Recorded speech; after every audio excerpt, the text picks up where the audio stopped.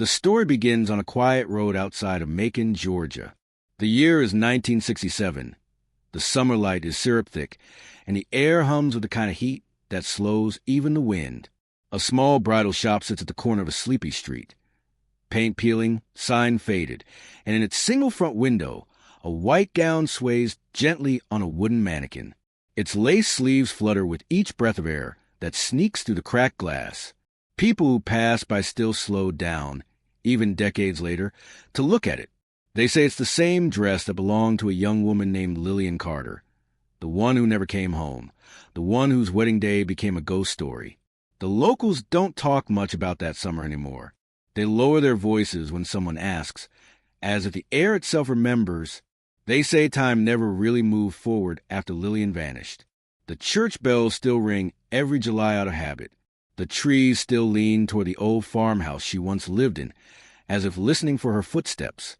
Some even say that if you drive past a boutique on a humid evening, you can see her reflection in the glass, a faint outline, standing just behind the dress, head tilted, watching. The narrator's voice lingers on small details. The yellowed lace, the faded ribbon tied around the mannequin's waist, the delicate embroidery that seems too fragile to have survived half a century. Yet it remains, untouched, unchanged. It is a relic of a moment that froze in time. And in that stillness, the story begins to breathe again. Lillian Carter was 24 when she disappeared. A schoolteacher, a daughter, a fiancée. To the people who knew her, she was light, soft-spoken, modest, always carrying a small notebook in which she wrote the tiniest, most delicate poems. They weren't love poems, though. They were about rivers and windows and shadows moving through rooms. There was something wistful in her, as if she'd been born looking backward.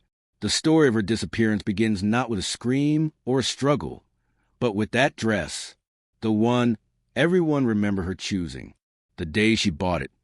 The sky was gray, and rain rolled down the window panes of the boutique. The shop owner later said that Lillian didn't smile when she found it. She simply nodded, touched the fabric, and said quietly, "It feels like memory." When she turned toward the mirror, something flickered in her expression, a sadness so deep it almost looked like recognition. The narrator described the way the town once was: wooden porches, dusty roads, the distant whistle of trains cutting through farmland. It wasn't the kind of place where people disappeared. In 1967, people still left their doors unlocked. Women still walked to the store in the evenings. Children still played by the creek until sunset. But that summer, an unease began to settle over the town like fog. No one noticed it then. Not until it was too late.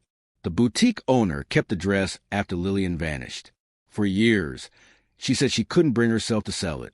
When people asked why she kept it in the window, she would only say, "It belongs there." Some said she hoped Lillian would come back for it. Others thought she simply couldn't let go of the only proof that Lillian had once existed. The gown became a kind of shrine, not to beauty or celebration, but to something unfinished. As the camera lingers on the image of the dress, the narration slows. The lace moves softly in the warm breeze, catching the light like fragile skin. Dust floats in the sunbeam that cuts across the window, and for a moment, everything feels suspended, the past pressing gently against the present. Then the voice returns, low and steady, carrying the weight of memory. In small towns like these, stories don't die, they sink. They settle under years of silence, under the polite smiles of people who would rather forget. But the land remembers. The walls remember. And sometimes an object, a dress, a letter, a photograph, becomes the only witness left. That's what this story is. A memory that refused to fade. A piece of fabric that became the echo of a life interrupted. Before we talk about the day she vanished, before we trace the ripples her absence left behind, we have to understand what came before. A quiet life stitched with secrets no one noticed until the thread began to pull apart. The shop widens, the empty boutique, the slow hum of cicadas, the road stretching endlessly toward the horizon. The voice grows softer, almost like a confession. Every story begins with something ordinary, a promise, a plan, a dress in a window. But in this town, everyone learned that even the most ordinary thing can hold the beginning of a mystery that never ends. And as the sun sets behind the glass, The white fabric turns to gold. The dress glows for one last moment, and then the light fades, leaving only the outline of where she should have been. The story of Lillian Carter, the bride who vanished before she could ever say, "I do," begins not with her disappearance, but with the silence she left behind. Everyone in the town of Willow Creek believed they knew Lillian Carter. She had grown up among them, a quiet, soft-spoken girl with dark hair that never quite stayed in place and a voice so gentle that people leaned closer just to hear her. She taught second grade at the small red brick schoolhouse on Maple Road, and every morning she walked there carrying a worn leather satchel filled with papers and chalk dust. Her students adored her, not because she was strict or lively, but because she made them feel seen. She would kneel beside their desk, smile, and say things like, "You're learning faster than you think," or, "Even the smallest voice can be heard if it's honest." The people of Willow Creek loved to talk about her, how she cared for her aging mother after her father's sudden passing, how she played piano for the church choir, how she spent her Sunday afternoons sitting under the big magnolia tree by the river, sketching the ripples that caught the light. They said she was an old soul, the kind who seemed born for a simpler time. But behind that calm exterior was something else, a restlessness she never let anyone see. Her closest friend, a fellow teacher named June Whitaker, once said that Lillian often drifted mid-conversation, as if her thoughts had walked ahead of her. She'd stop and stare out the window, June remembered years later, like she was listening to something only she could hear. People brushed it off as shyness or melancholy, or just the temperament of a dreamer. But June said there was something different that last year, a subtle distance, like Lillian was already halfway gone. That was the same year she met Henry Talbot. Henry wasn't from Willow Creek. He'd moved there from Atlanta, drawn by work at the auto shop near the highway. He was a man of few words, broad-shouldered, sun-tanned, with grease-stained hands and a smile that never quite reached his eyes. People liked him, but didn't know him. He kept mostly to himself, spent evenings fixing engines long after dark, and occasionally helped neighbors with repairs without charging a cent.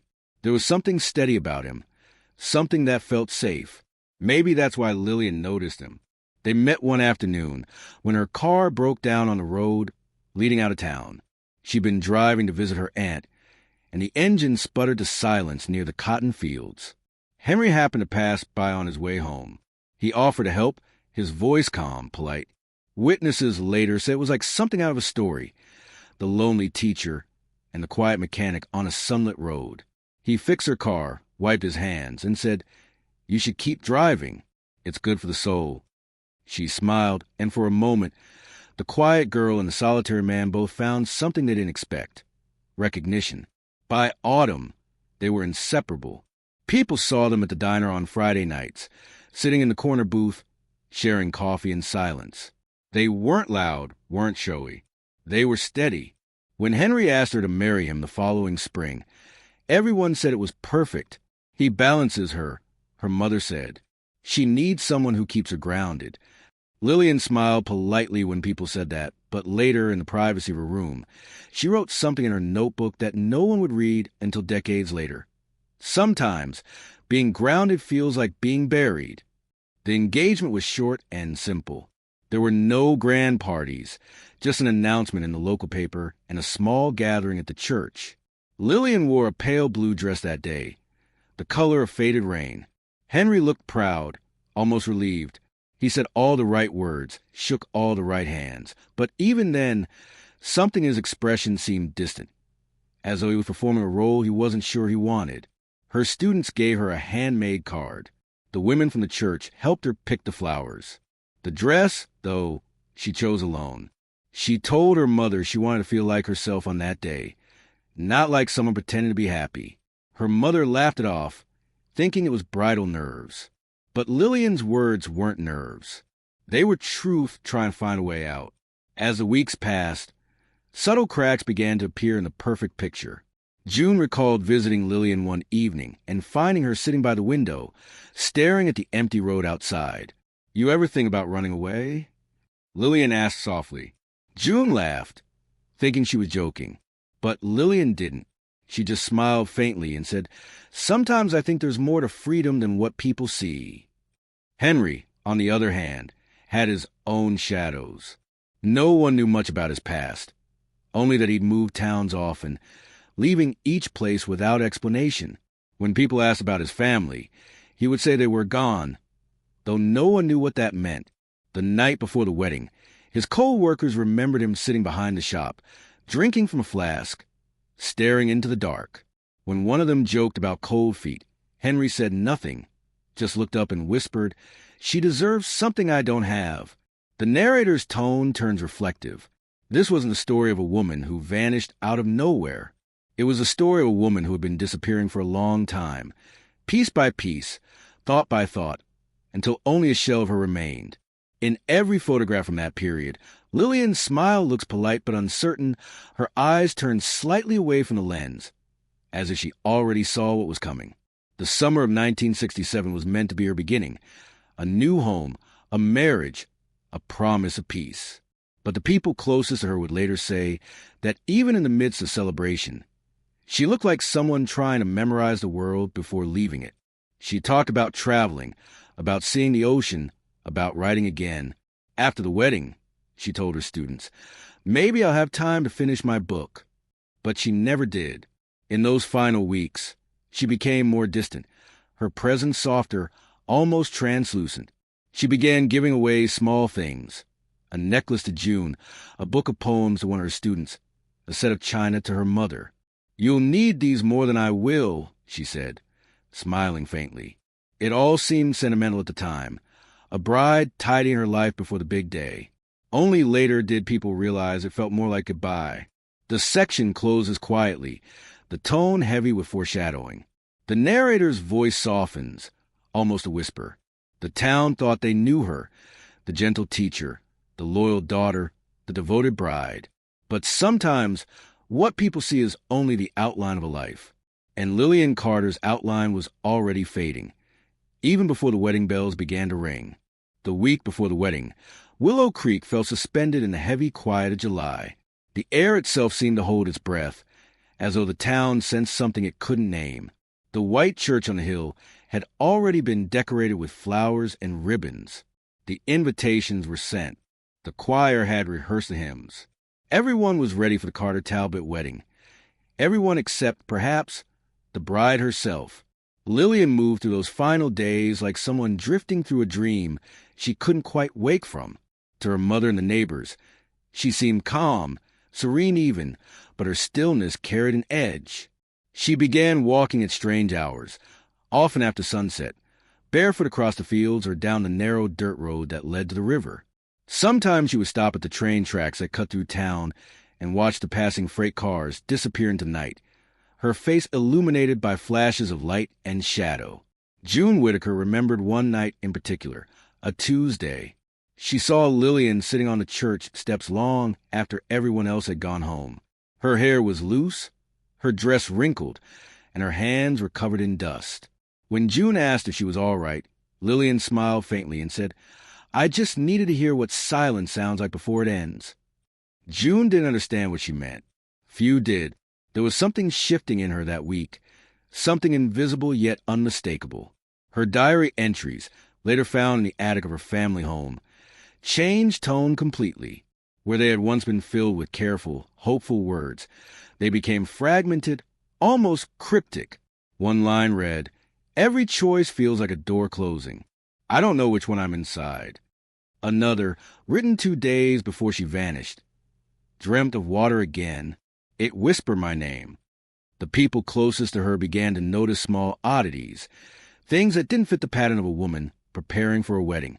She stopped attending fittings for her gown. She forgot to pick up the flowers she'd ordered. She skipped her final choir practice without explanation. When the florist came by with a delivery, Lillian didn't answer the door. The flowers were left on the porch, wilting in the heat. Her mother, Margaret, tried to brush it off as nerves. She told neighbors that Lillian had always been sensitive, that she felt too deeply, thought too much. But even she began to worry when she found her daughter sitting in her room one evening, staring at the half-packed suitcase on her bed. Inside were only 2 things, her father's pocket watch and a stack of letters tied with ribbon. "Are you planning to go somewhere?" her mother asked gently. Lillian looked up with a tired smile, just trying to decide where home really is. Meanwhile, Henry seemed restless in his own way. He worked longer hours, spending late nights at the garage. When people asked about the wedding, he would nod and change the subject. One of his co-workers later said he caught Henry sitting in the dark one night, staring at an old photograph. When asked who was in it, he folded the picture and slipped it into his pocket. "Just someone I used to know," he said. By midweek, rumors began to swirl. Someone claimed to have seen Lillian at the post office mailing several letters, none addressed locally. A few days later, those same envelopes returned, marked undeliverable.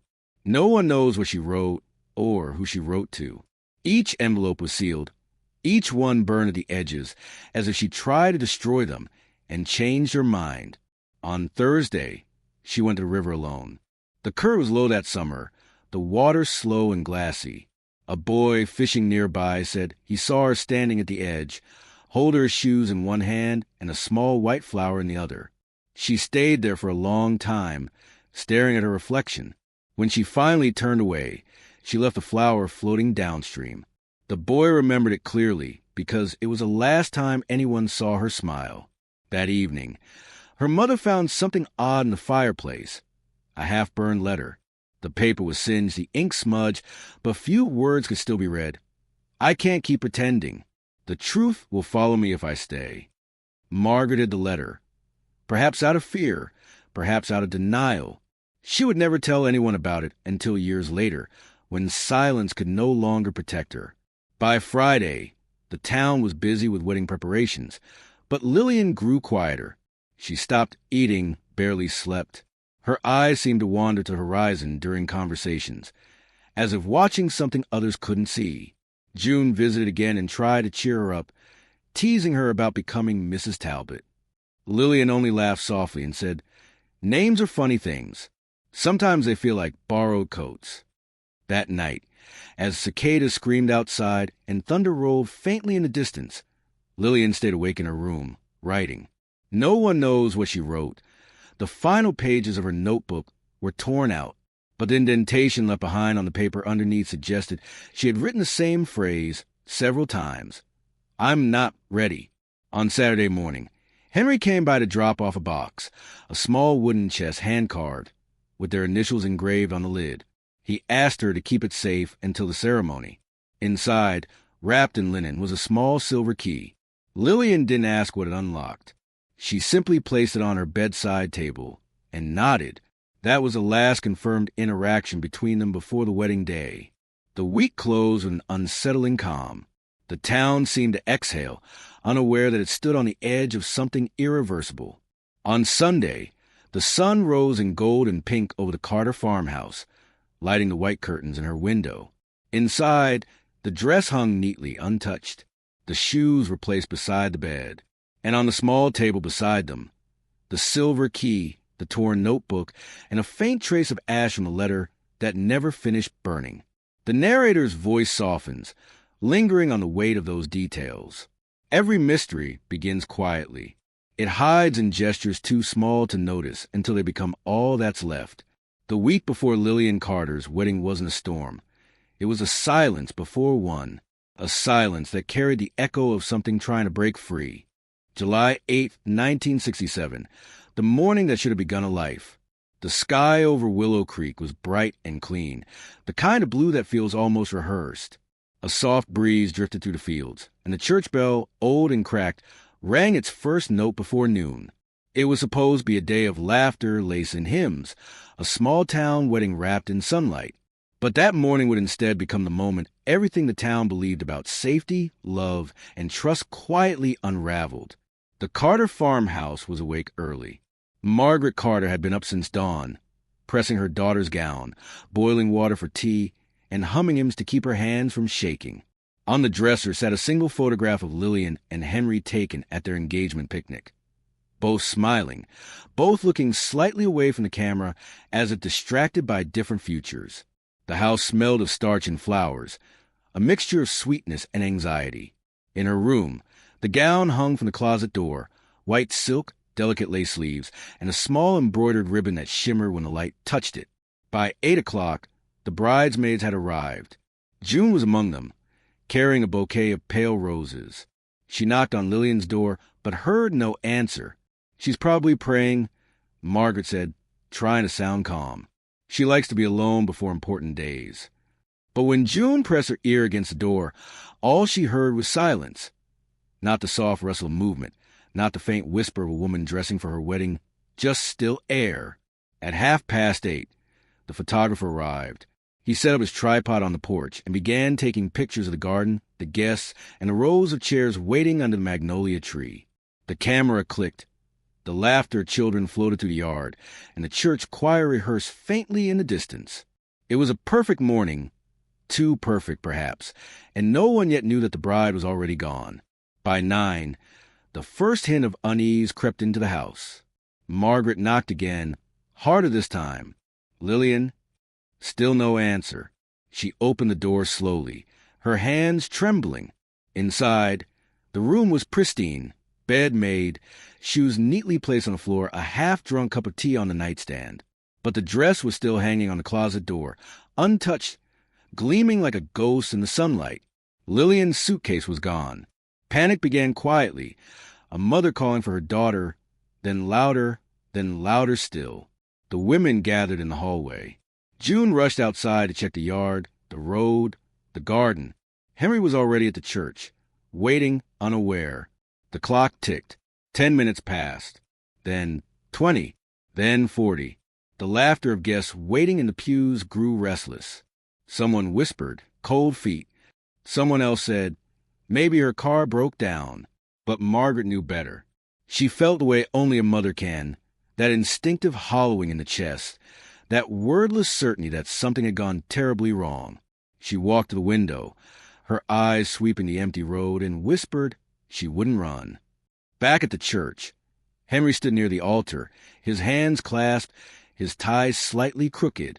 When the whispers began, he kept his eyes fixed on the door, waiting for her silhouette to appear. The organist started a soft prelude to fill the awkward silence, then stopped. The bridesmaids exchanged glances. The minister stepped forward, cleared his throat, and asked if there had been a delay. Henry didn't answer. He simply stepped down from the altar and walked out of the church. Within an hour, the search began. Neighbors spread out along the dirt roads and the fields. Cars drove in slow circles, kicking up dust. The sheriff was called. They checked the train station first. No sign of her. Then the bus depot. Nothing.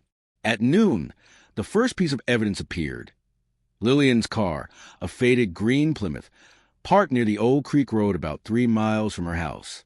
The driver's door was unlocked, the keys still in the ignition. Inside the car were her shoes, a wilted bouquet, and a folded note on the passenger seat. The handwriting was unmistakable, Lillian's neat cursive, steady and deliberate. The note contained only 4 words, "Don't look for me." The sheriff, a man named Harold Keene, later described the scene as unsettlingly calm. There was no sign of a struggle, no footprints leading away, no torn fabric or overturned earth. It was as though she had simply stepped out of her life and disappeared into the still air. Margaret collapsed when she read the note. Henry stood motionless beside the car, staring at the words, his jaw clenched so tight that his teeth left marks in his lip. As the sun began to fall behind the trees, the search widened. Men with lanterns combed the woods, calling her name into the gathering dark.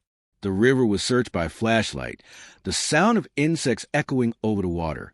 By nightfall, the entire town had gathered outside the church, their faces pale and uncertain. The same bell that was meant to ring for her wedding tolled once more, this time for a prayer. Newspapers from nearby towns caught the story the next morning. Georgia bride vanishes hours before ceremony. The article described Lillian as well-liked, mild-mannered, and unlikely to flee. It mentioned Henry only briefly, a local mechanic distraught. But those who saw him after that day said his distress looked more like exhaustion than heartbreak. He answered questions with half-sentences and left town soon after, claiming he couldn't bear to stay. For days, Margaret refused to leave the house. She sat by the window, the untouched gown still hanging in her daughter's room. The sun bleached it slowly, the lace turning faintly yellow. Every evening she would whisper through the open window, "Come home, Lillian," as if the wind might carry her words somewhere that mattered. Weeks passed, and still there was no trace. Some said she had drowned in the river. Others whispered that she had been taken. But most agreed on one thing. The note was not like her. Lillian Carter was not a woman who would vanish without goodbye. The message felt too final, too cold. "It doesn't sound like her voice," June said years later. "It sounds like someone else trying to speak through her hand." The narrator's tone turned somber, reflective, cinematic. The image lingers on a car abandoned by the water's edge. The petals of her bouquet scattered on the seat, the reflection of trees rippling across the windshield. The sound of the river fills the silence as the voice says softly, "Love stories don't always end with goodbye. Sometimes they end with an absence, a space where a person once stood, a question that never finds its answer." The shot fades back to the dress, still hanging in her bedroom. Untouched, unmoving, waiting for the woman who was supposed to wear it.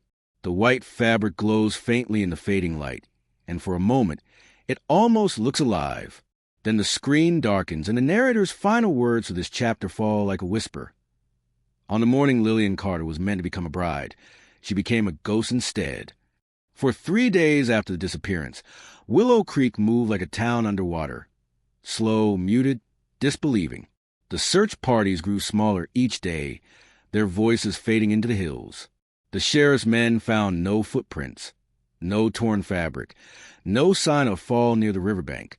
They found only silence, the kind that seeps into everything once hope begins to decay. On the third evening, when the lanterns burned low and the last of the volunteers trudged home, Sheriff Harold Keene stood by the car one final time, hands resting on the roof as if hoping it might still speak. He said quietly to his deputy, "If she ran, she didn't run far. People don't just vanish like smoke." But in Willow Creek, they sometimes did. The investigation officially began on July 10th, and the first person questioned was, of course, Henry Lang. The interviews were done at the sheriff's office, a small room that smelled of coffee and dust.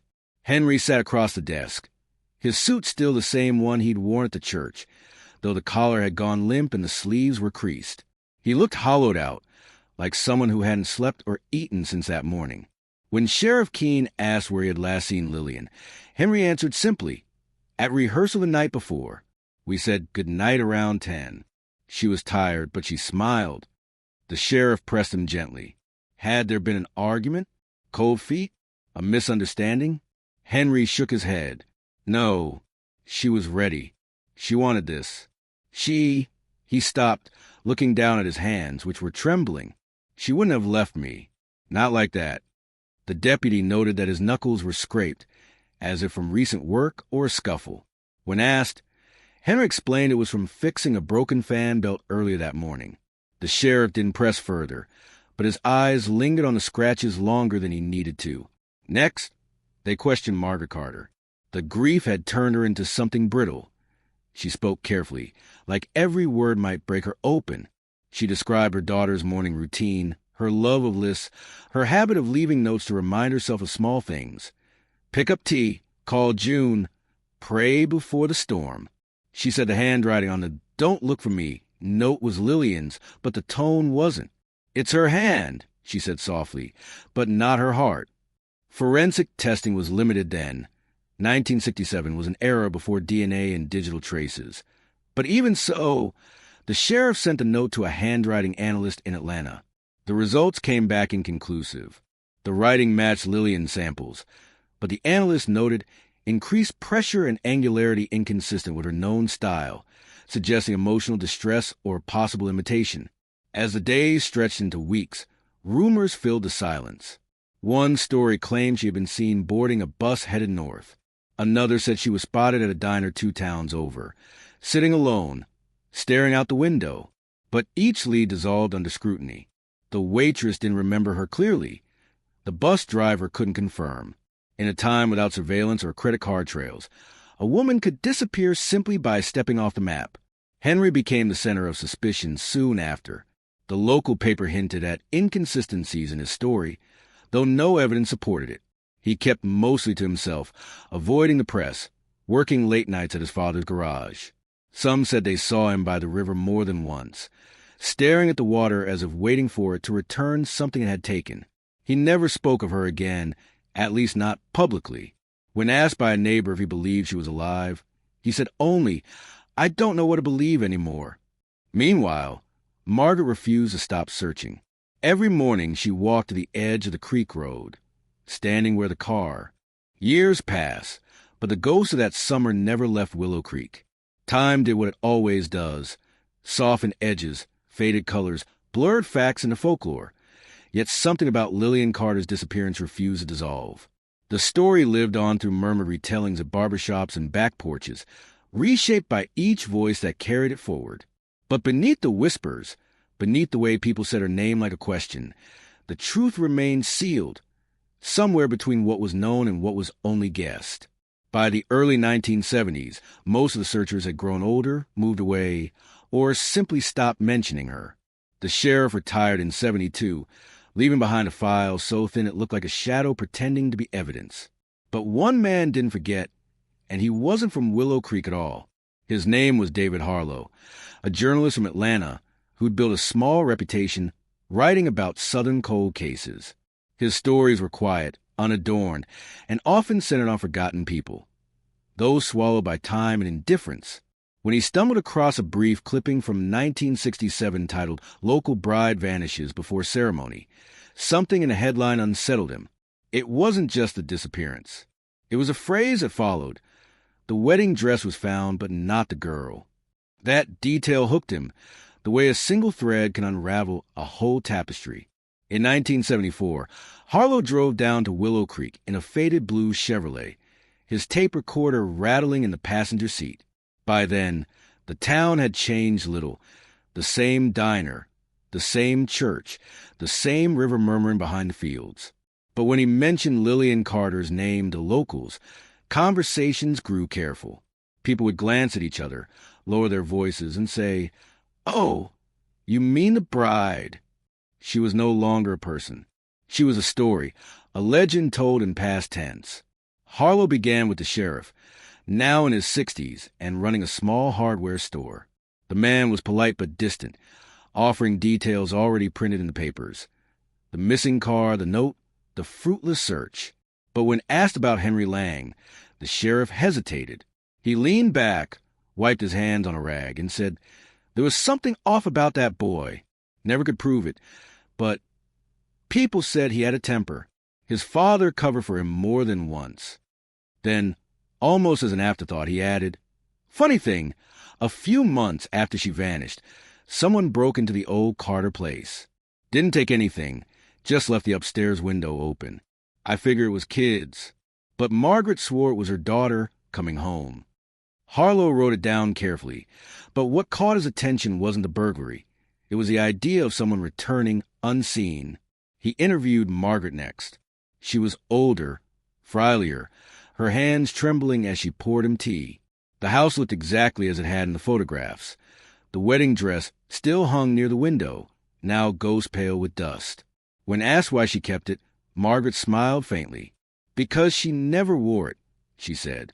"It's waiting for her, like the rest of us." Then her eyes shifted toward the window. "Sometimes," she whispered, "I hear her walking upstairs. Just faint steps, like she's trying not to wake anyone. You'll think I'm mad, but it's her. It's always been her." Harlow didn't dismiss her. He had heard too many stories like this. Grief blurring into belief, memory hardening into ritual. But as he walked through the house, he couldn't shake the feeling that time itself had stopped there. The air felt heavy, like a room sealed too long. On Lillian's bedside table, he noticed a silver key, still there, untouched after all these years. When he asked Margaret about it, she frowned slightly. Henry gave her that, said it was for their future together. I never found what it opened. That night, Harlow stayed at the Olden on Main Street and went through the police report line by line. Something felt wrong. The note, "Don't look for me," was found on the driver's seat. But according to the report, the car keys were missing and never recovered. If Lillian had left the car willingly, she would have locked it. But if she hadn't, someone else had reason to leave it unlocked. The next day, He drove out to the river road. The place was overgrown now, thick with weeds and wildflowers. The air smelled of pine and old rain. He walked down the embankment, the mud soft beneath his shoes, and found the same flat stone where she'd last been seen. He stood there for a long time, listening.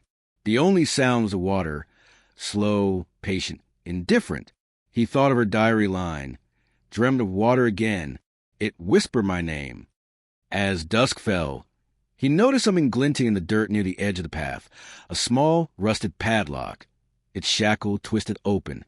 He picked it up, turned it over, and realized the back was engraved with initials. L.C. plus H.L. He brought it back to Margaret, but she didn't recognize it. "No," she said softly. "That wasn't hers. She never wore anything like that." But when he showed her the engraving, her expression changed. Those are her initials and his. That night, Harlow stayed awake in his room at the inn, replaying every interview, every word. A thought had begun to form. Not yet a theory, just an ache of realization. If the key Henry gave her didn't fit the lock found by the river, then what had it been meant for? And why did both items, the key and the padlock, exist at all, separated yet bound by the same secret? He tried to find Henry, but records were scarce. Lang had left Willow Creek quietly, forwarding no address. Harlow wrote to the Tennessee DMV, then to a paper in Birmingham where a man by that name had once placed an ad selling auto parts. No response came. In his notes, Harlow wrote, if he left something behind, it wasn't guilt. It was unfinished business. Before leaving town, he visited the church one last time. The doors were unlocked. Inside, the sunlight poured through stained glass, scattering colors across the pews. Near the altar, he found a small plaque, a memorial for Lillian Carter, placed by her mother 2 years after she vanished. It read simply, she was loved and she was lost, but not forgotten. Harlow stood there for a while, then turned to leave, but as he reached the exit, something caught his eye, a faint scratch carved into the back of one pew. The letters were shallow, but still legible, key in chest. He froze, then wrote it down. That night, he returned to Margaret's house and asked to see the wooden chest Henry had given Lillian, the one she'd kept by her bed. Margaret hesitated, then brought it out.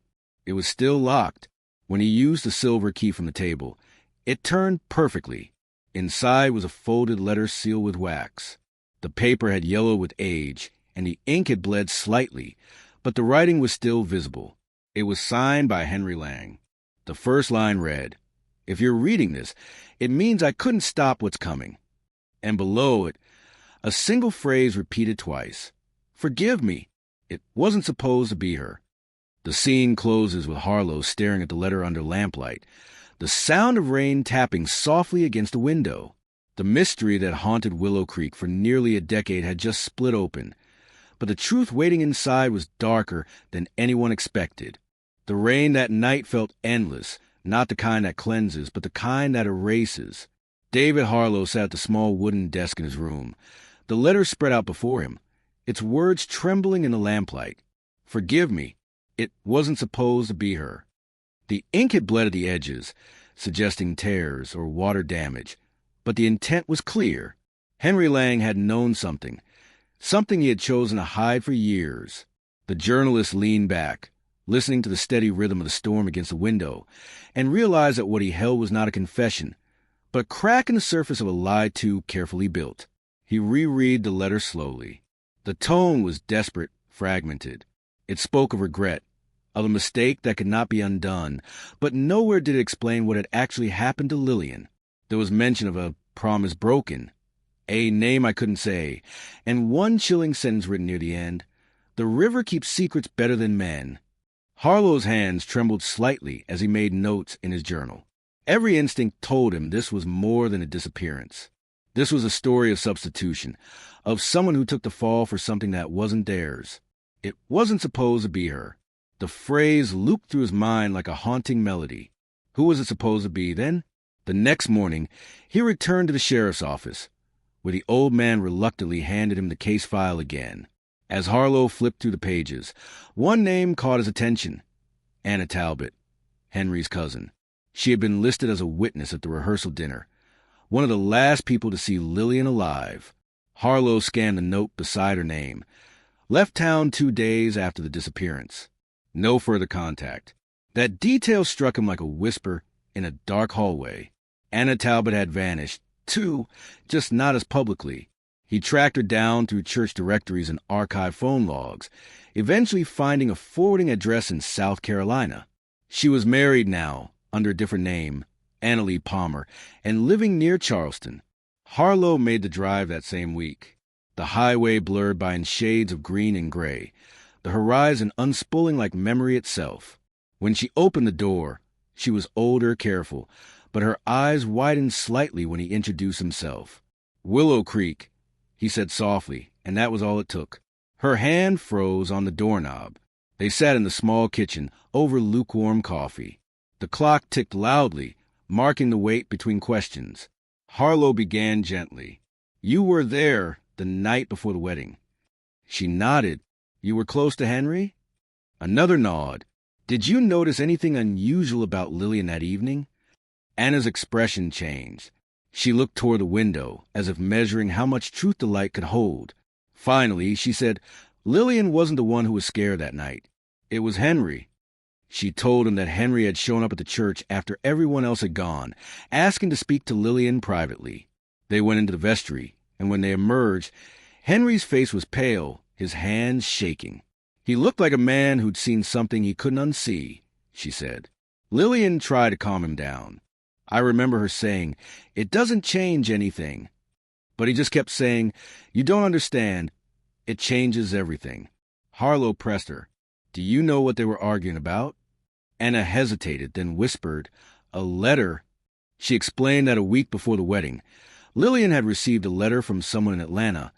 No return name, just a postmark. After reading it, she'd gone quiet. When Anna asked what it was about, Lillian only said, "Sometimes the truth comes too late." She never spoke of it again. Harlow felt his pulse quicken. A letter, a warning, a connection to Henry's cryptic confession. "Do you still have any idea who sent it?" he asked. Anna shook her head. "But Henry did.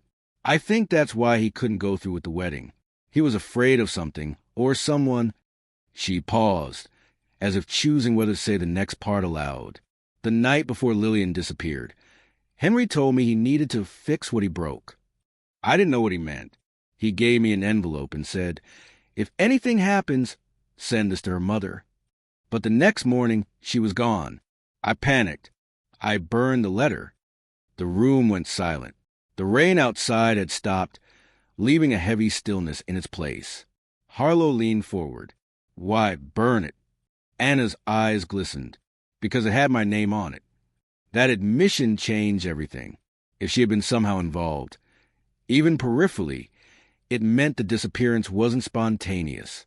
It had been orchestrated, or at least foreseen. Harlow left her house shaken but certain. The story of Lillian Carter had been a substitution of fates, tangled in a secret shared by 3 people: the bride, the groom, and the cousin who knew too much. That evening, back in his motel room, he replayed his recorder. Anna's voice quivered through the static. He said it wasn't supposed to be her. The same phrase Henry had written years ago. In the hours that followed, Harlow began piecing together a possible chain of events. What if the letter Lillian received had contained something about Henry's past, a truth that would have shattered their future? What if she confronted him about it the night before the wedding, and someone, perhaps Anna, became caught in the middle? The burned letter, the hidden chest, the padlock at the river. Each clue felt like an echo of a moment that had spiraled out of control. Near midnight, as he reviewed his notes, a thought struck him. In all the reports, one detail had been mentioned but never explained: a second set of tire tracks near Lillian's car. The sheriff's office had dismissed it, assuming it belonged to a search vehicle. But what if it hadn't? What if someone had been following her that morning? Someone who wanted to ensure she never made it to the church. Harlow closed his notebook and stared out the window, the motel sign flickering red against the wet pavement. The phrase returned again: "It wasn't supposed to be her." If that was true, then someone else had been the intended victim, and the wedding wasn't the beginning of a love story. It was the end of a cover-up. He turned back to the desk and circled 3 names in his notes: Henry Lang, Anna Talbot, Lillian Carter. Then, underlined twice beneath them, he wrote one question that would define the rest of his investigation. Who was meant to disappear that day? And who took her place? The scene closes in silence, the camera lingering on the letter illuminated by the motel lamp, its ink spreading faintly like veins through paper as a soft, dissonant piano note fades in.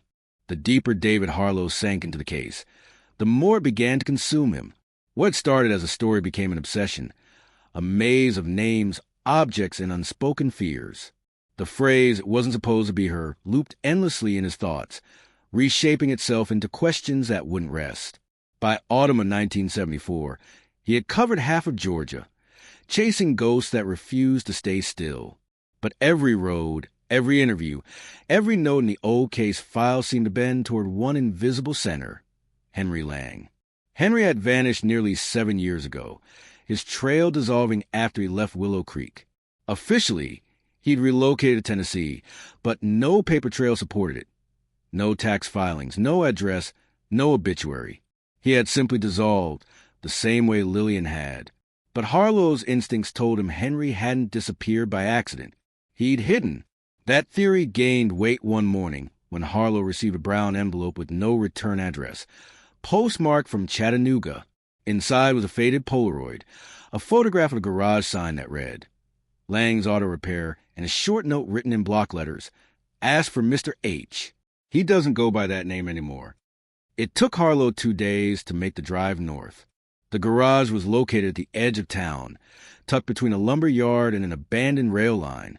When he arrived, the sign from the photograph was still there, though the letters had peeled with time.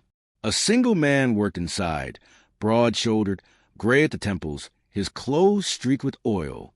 When Harlow approached, the man looked up, and for a moment, the journalist saw the boy from the old wedding photos.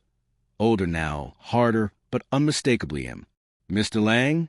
Harlow asked quietly. The man's expression didn't change. He wiped his hands on a rag. "You got the wrong guy." Harlow showed him the Polaroid. "Someone thought I should." For a long moment, Henry said nothing. Then he turned away, muttering, "You shouldn't have come here." But Harlow didn't leave. "I've read your letter," he said. "The one from the chest.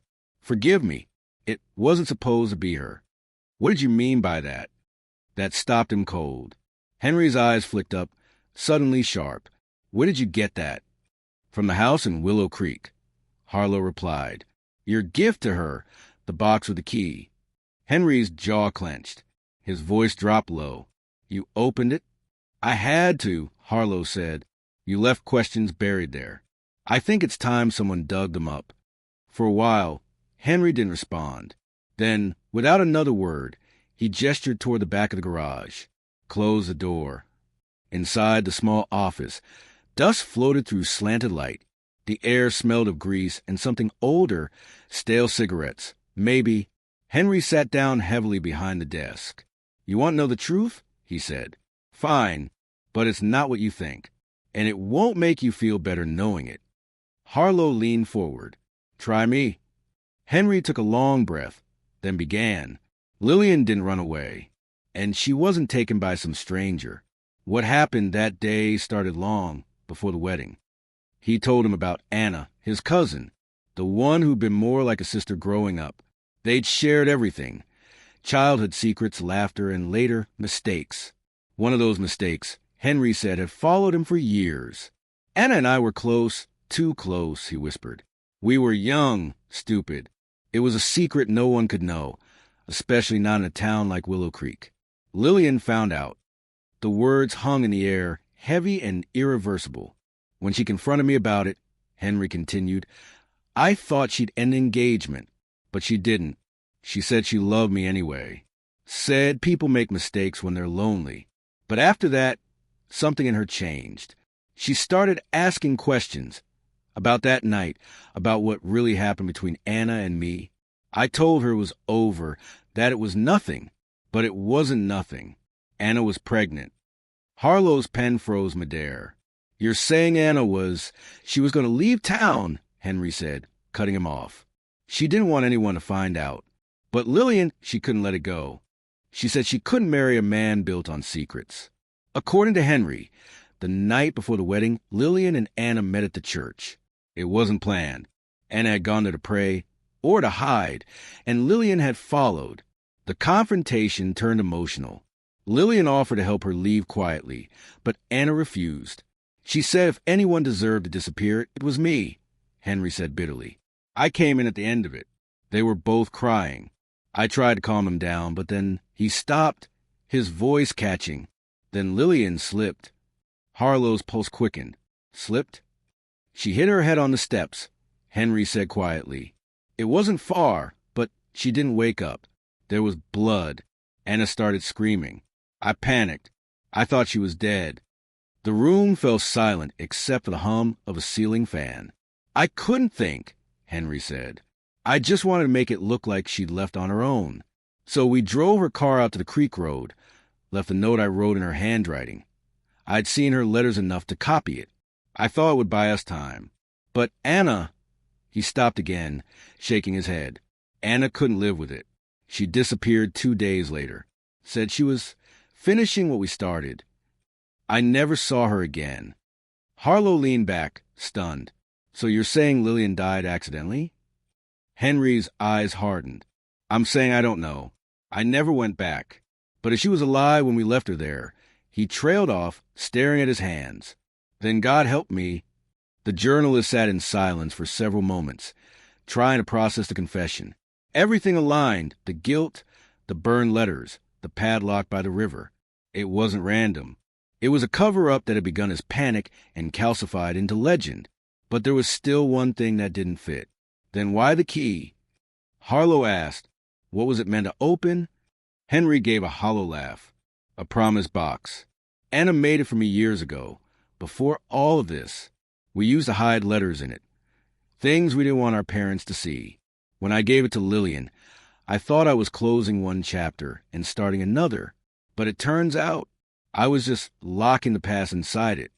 He rubbed his eyes. You think you came here for answers, Mr. Harlow, but all you'll find is rot. People like me don't bury the truth. We drown it. When Harlow left the garage, the air outside felt thick, metallic. He could still hear Henry's voice echoing in his head. We drown it.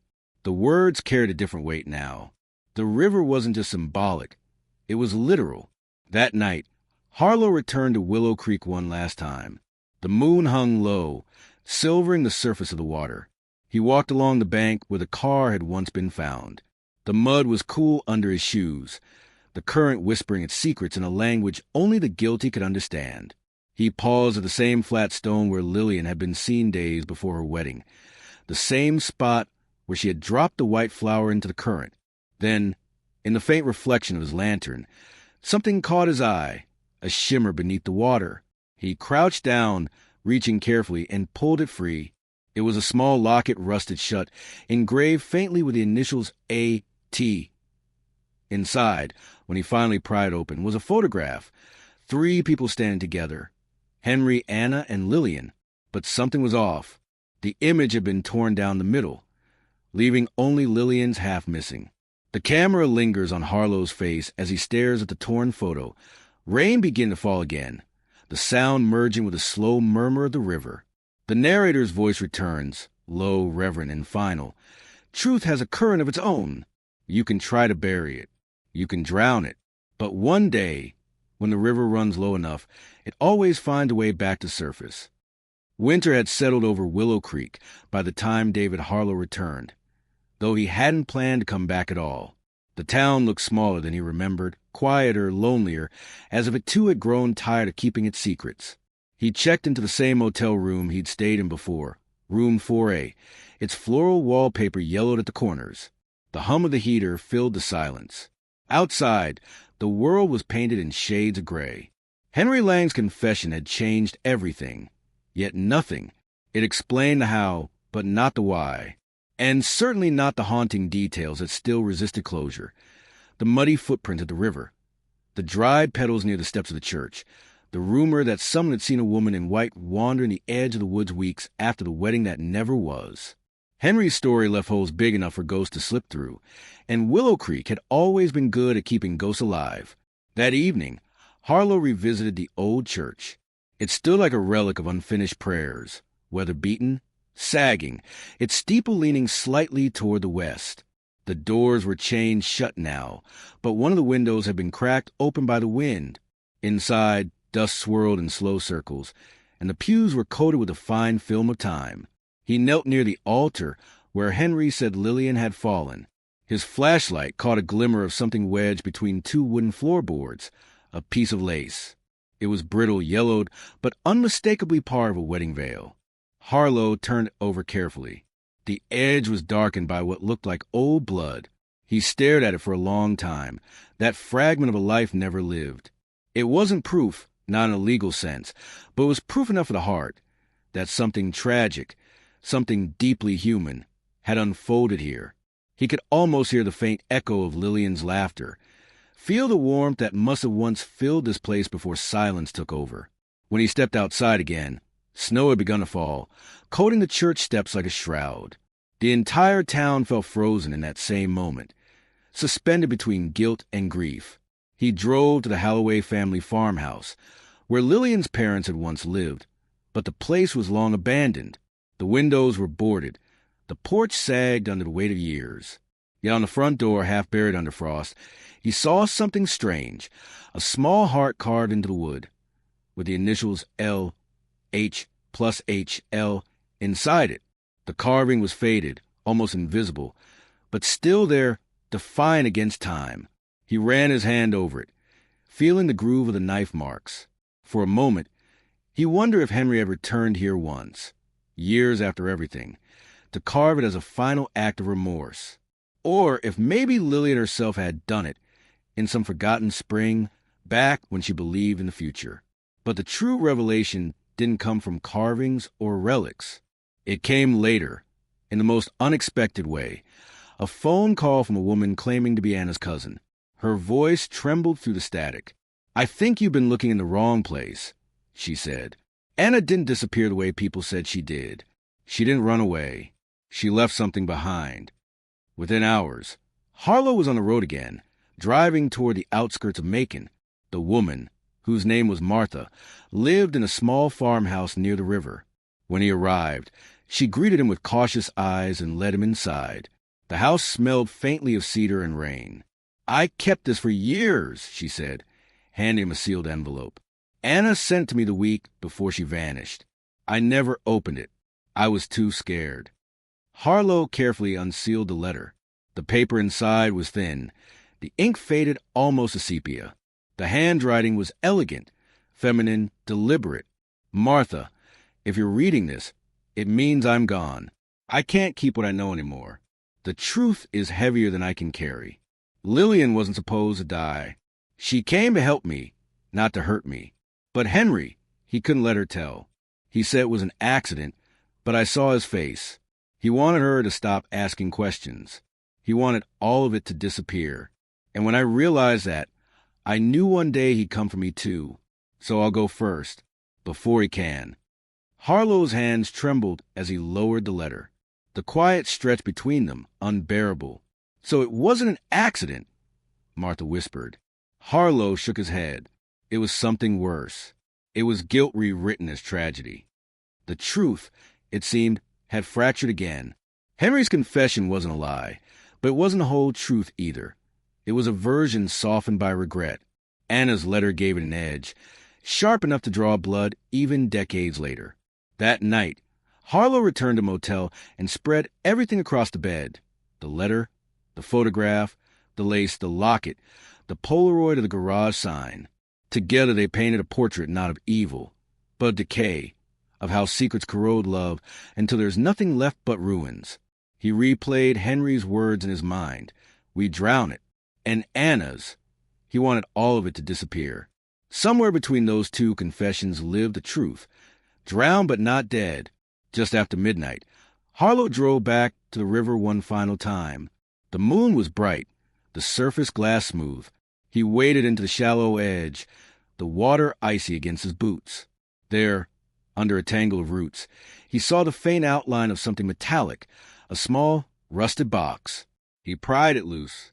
The lid was corroded, but inside were two items, a strip of fabric and a ring. The fabric was torn from a wedding dress. The ring was gold, engraved inside with the words, "Always," even after. Harlow stood there in the dark, holding those pieces of a story that had been told in whispers for nearly a decade. The river murmured, slow and endless, like it had been waiting all this time for someone to listen. In his journal later that night, Harlow wrote only one line: "Truth isn't buried in graves. It waits in water." And as snow continued to fall across Willow Creek, the camera pans out from the dark ribbon of river winding through the silent town to the faint outline of the church steeple in the distance. The world seems peaceful again, but the peace feels dishonest, like a breath held too long. Because in places like Willow Creek, silence doesn't mean healing.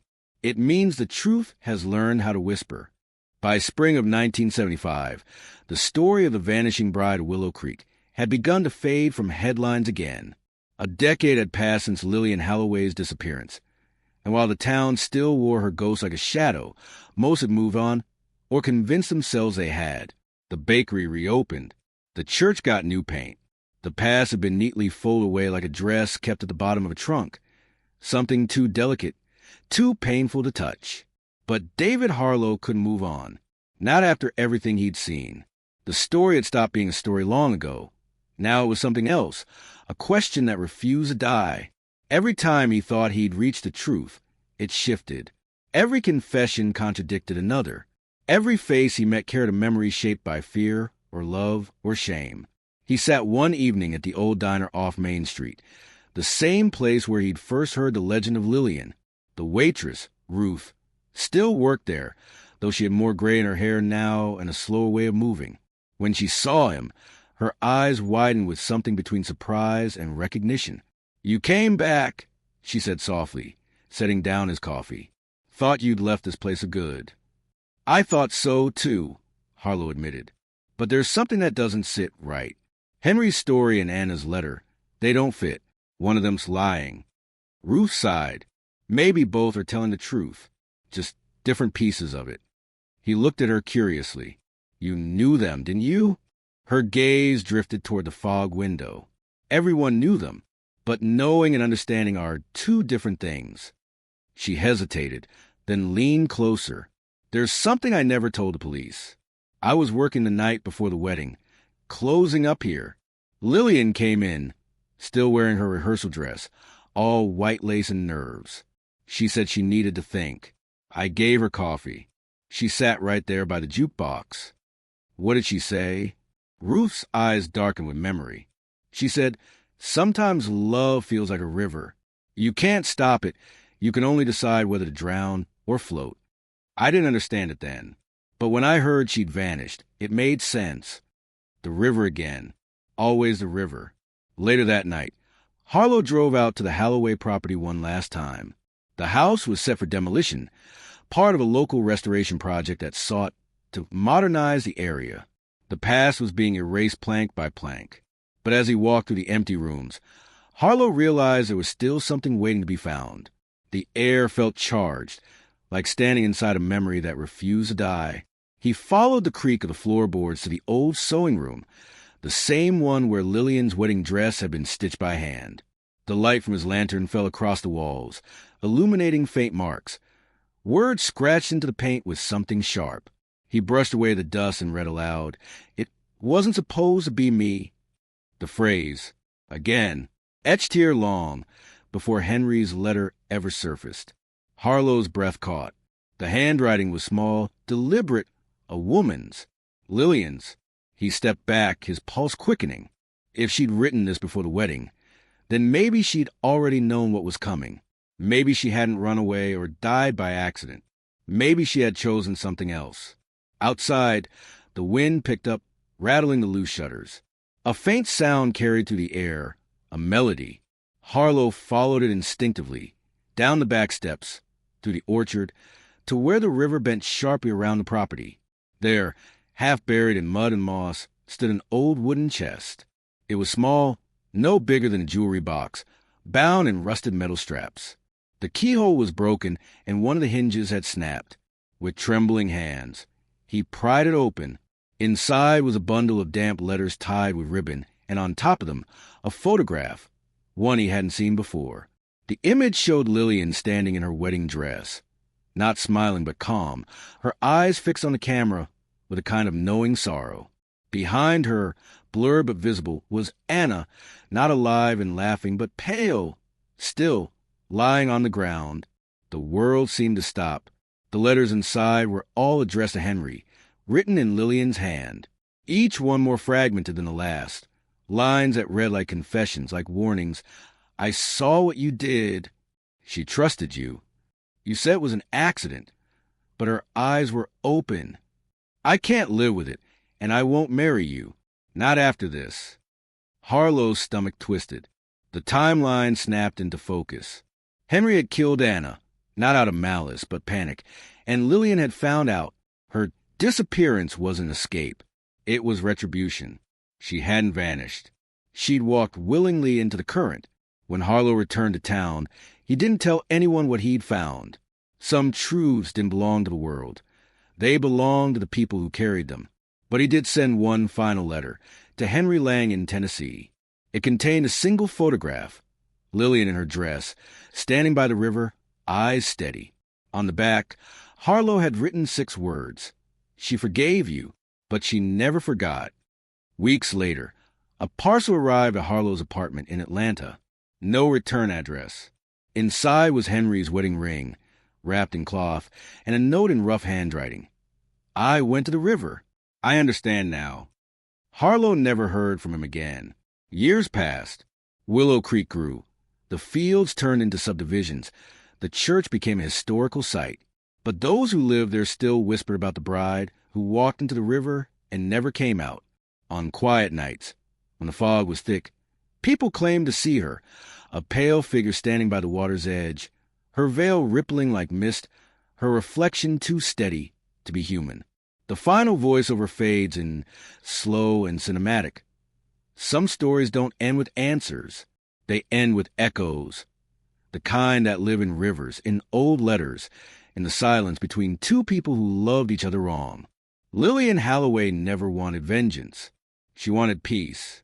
But in a town built on secrets, peace is the hardest thing to keep. As the narration continues, the camera drifts over the river at dawn, the water shimmering gold under the first light. For a moment, something white floats just beneath the surface, a strip of lace, before the current pulls it gently downstream, vanishing once more into the endless hush. Years later, David Harlow's name is remembered only in passing, a journalist who vanished chasing a ghost story. The tapes, the letters, the river, all became quiet again, swallowed by time. The townspeople rebuilt, pretending not to remember what lingered beneath their history. Then, decades later, a woman named Clara moved into a new house near the same river bend. She didn't know the story. Not yet. One evening, walking by the water, she found a small locket half buried in the soil. Inside was a faded photograph of a bride, smiling faintly, her eyes distant. Clara didn't understand why the image unsettled her, why the river seemed to hum softly that night. But the locals would have. Because in Willow Creek, when the lilies bloom and the fog sits low, the past is a way of rising again, quiet, patient, and unfinished. Years later, David Harlow's name is remembered only in passing, a journalist who vanished chasing a ghost story. The tapes, the letters, the river, all became quiet again, swallowed by time. The townspeople rebuilt, pretending not to remember what lingered beneath their history. Then, decades later, a woman named Clara moved into a new house near the same river bend. She didn't know the story. Not yet. One evening, walking by the water, she found a small locket half buried in the soil. Inside was a faded photograph of a bride, smiling faintly, her eyes distant. Clara didn't understand why the image unsettled her, why the river seemed to hum softly that night. But the locals would have. Because in Willow Creek, when the lilies bloom and the fog sits low, the past is a way of rising again, quiet, patient, and unfinished. Years later, Willow Creek is quiet again. The river moves without memory, though the townspeople still lower their voices when they pass the old church. The story of the vanished bride has faded into legend, retold at campfires, softened by time. Clara still lives by the water. She keeps the locket sealed in a small glass box, not out of fear but respect. Sometimes on still nights, she leaves a white lily by the bank and watches it drift downstream. They say the river carries whispers if you listen long enough. The sound of silk brushing through reeds, a voice almost kind, almost gone. And though no one speaks a name anymore, every June, when the air turns heavy and the lilies bloom, a figure in white is said to appear beneath the trees. Not haunting, just waiting. Because some love stories never end. They simply change their shape.